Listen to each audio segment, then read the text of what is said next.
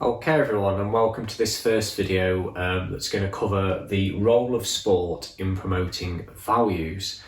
Now, sport's obviously a very good vehicle for people being able to show the values that they've got and hopefully some of the things that we see in sport, because there are a lot of role models within sport and people copying what people are doing in sport. It will hopefully help to promote some of those values that can then be used in society, so in normal general life. Now, before we go any further, we probably need to explain what a value actually is. So a value is a principle or a behaviour that we judge to be important. Okay, so it's basically like an unwritten set of rules for life. And if you kind of follow those rules and you kind of stick to those values, then potentially that might suggest that you are, in effect, a good person, like a role model type of person. Okay. Right, for our course then, there are some core values that we need to know. So we need to know team spirit, citizenship, fair play, tolerance and respect, inclusion, national pride, and excellence. And what I'm going to do now is I'm going to talk you through each one bit by bit. Okay then, so the first one is team spirit. Now, why is team spirit important as a value? Well, obviously within the sporting environment, having team spirit and being able to work with other people and being able to work cooperatively is very, very important.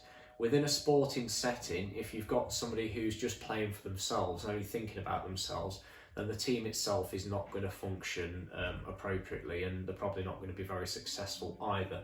And this again is a value that hopefully can be transferred into real life and into normal everyday life.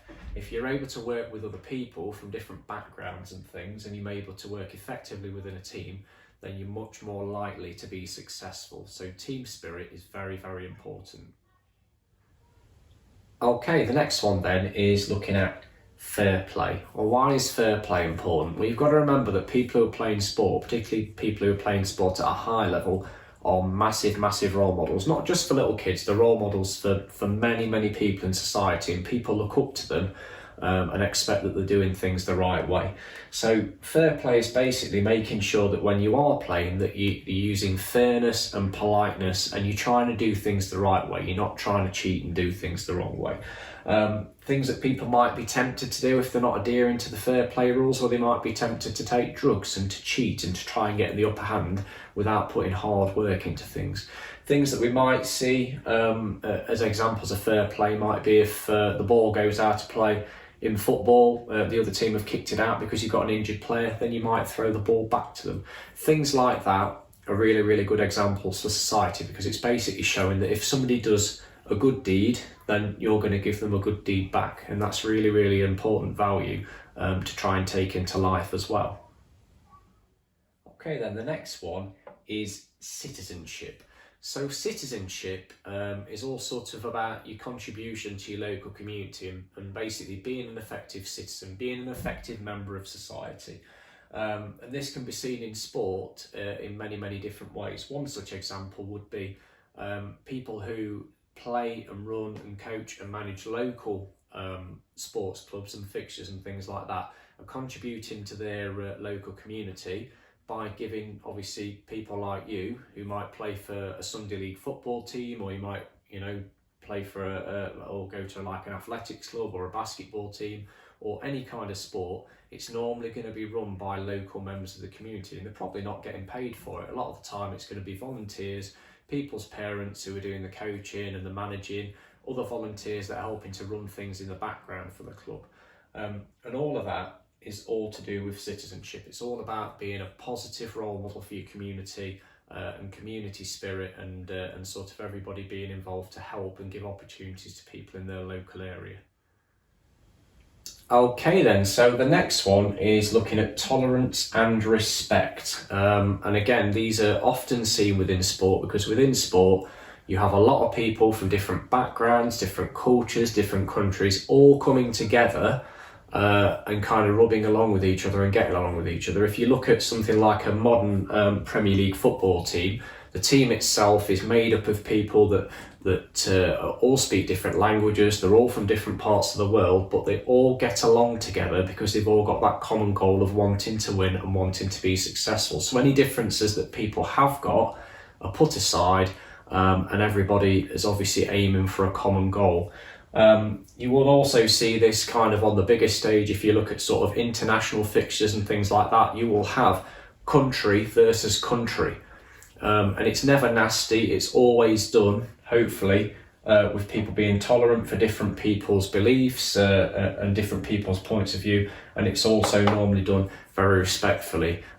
Examples of that might be when two teams come together, or something like the Olympic Games, when medals are being handed out, you will have national anthems, and you will normally expect during the national anthems of different countries that there will be silence, and you'll get silence from the other competitors. You'll also hopefully get silence from the crowd as well, because they are being respectful and acknowledging the achievements of people from all over the world, from different backgrounds, different cultures and different countries.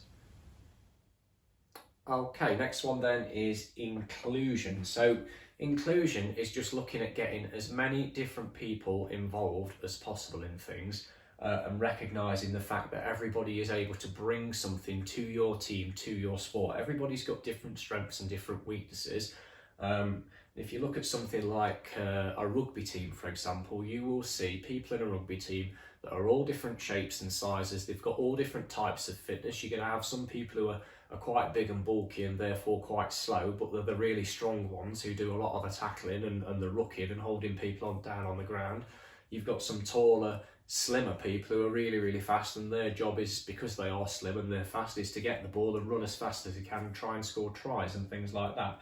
So inclusion within sport is very, very important, and it obviously, hopefully, is therefore mirrored in society. Everybody has got different skill sets, everybody's got something positive that they can bring, and hopefully sport shows everybody that regardless of what your background is, regardless of the skills you've got, if people are inclusive, then we can achieve more as a group, as a team, and get things done together. Okay, then the next one is looking at national pride. Now, national pride is quite an interesting one, and you may have actually experienced national pride for yourself before, potentially, depending on how much sport you've watched and things like that.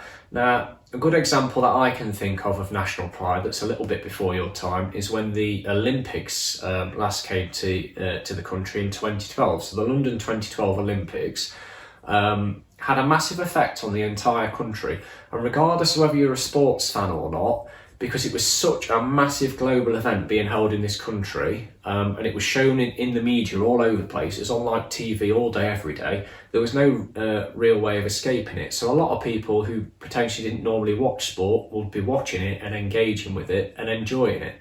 And on the back of that, with so much local support and so many people in the country kind of getting behind the Olympics and getting behind the athletes, our athletes were in turn actually pretty successful during the London 2012 Olympics, perhaps more so than they would have been if the Olympics had been held elsewhere.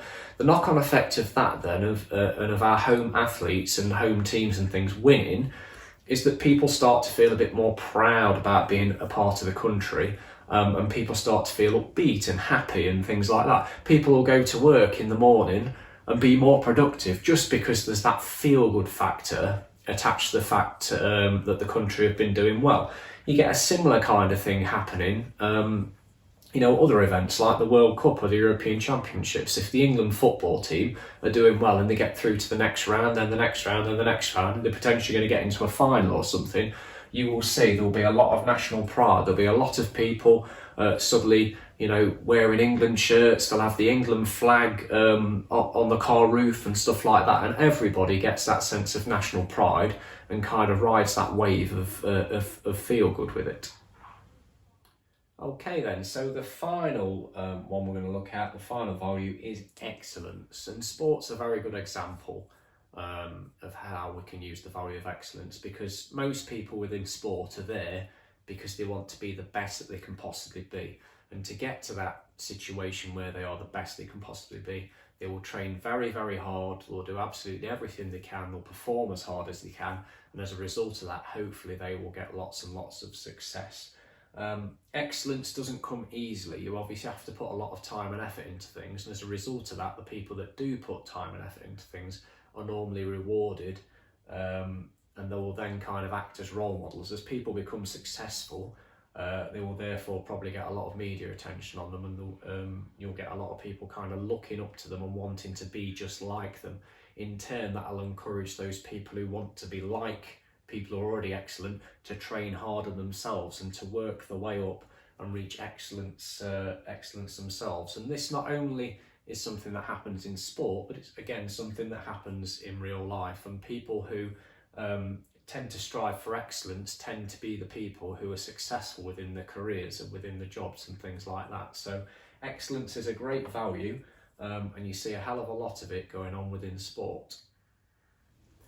Okay then, so in addition to the values that we've got down, these are not the only values that are promoted within sport. What I'd like you to do on your worksheet is also see if you can write down a handful of values that you also think are important, not only for somebody who's participating in sport, but also values for when you're out there in real life too.